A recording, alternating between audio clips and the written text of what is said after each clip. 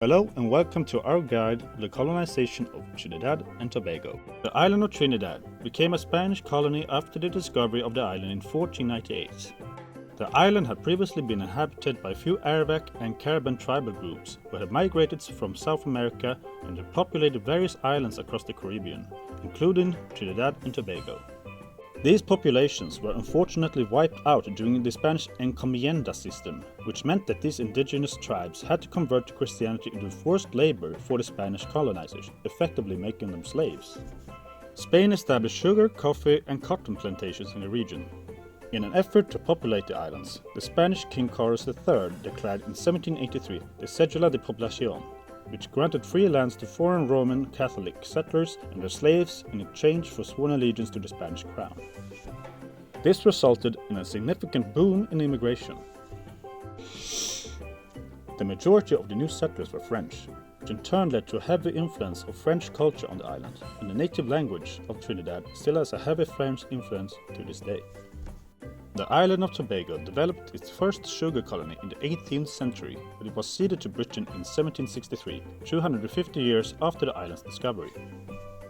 The island changed ownership between the British and the French several times up until 1814, when the British became the sole owner of the colony.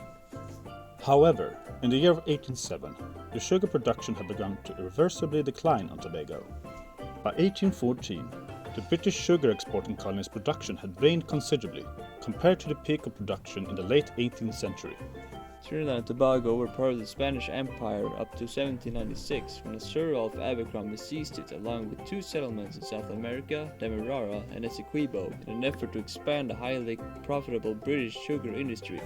Abercrombie had 18 warships and around 4,000 men at its disposal when it surrounded the island and forced the Spanish governor Don José María Jason to surrender the island to British forces. 6 years later, in 1802, the territory of Trinidad was officially ceded to the British Crown by Spain, and it officially became a British colony. In 1807, the slave trade became completely prohibited within the British Empire, and in 1838 the British had abolished slavery in all British territories, which in turn had the consequence of property owners not having as cheap labor anymore, but they had to cope, because slavery is rather bad.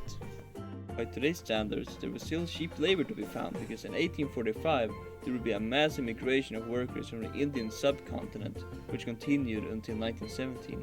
The population by this point consists of mostly immigrant workers and settlers, rather than native Indo-Trinidadians, which had almost disappeared altogether. There would also be immigrants coming from a lot of different countries other than India, such as from other British colonies in the Caribbean, Africa, Madeira, China, Syria, Lebanon, Venezuela, and of course the United Kingdom.